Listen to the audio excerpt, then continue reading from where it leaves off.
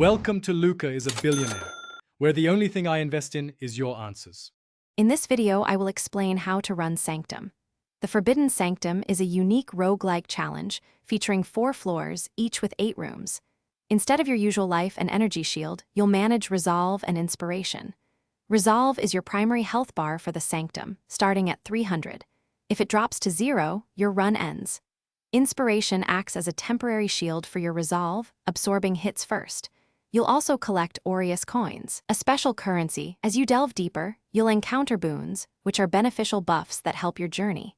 Conversely, afflictions are negative modifiers that can significantly hinder your progress, making rooms tougher or reducing your resources.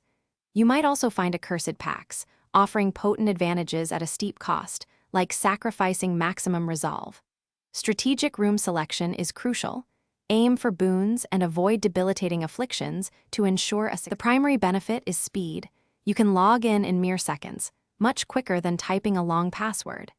It also significantly boosts security, as you avoid exposing your password to keyloggers or shoulder surfers. Your mobile device acts as a secure authentication token, adding an extra layer of protection. This method is particularly useful on shared or public computers, where you might be hesitant to enter sensitive credentials. It simplifies the login process while maintaining robust account security. To maximize your profits, focus on builds with very high damage per second. This allows you to eliminate guards quickly, minimizing resolve loss. Always prioritize rooms offering valuable currency rewards, particularly on the 3rd and 4th floors. Engaging with merchants strategically can also be highly profitable, allowing you to duplicate rewards or acquire powerful boons.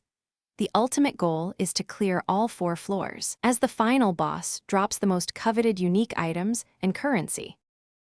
Thanks for watching and please subscribe. It's the best investment you'll ever make.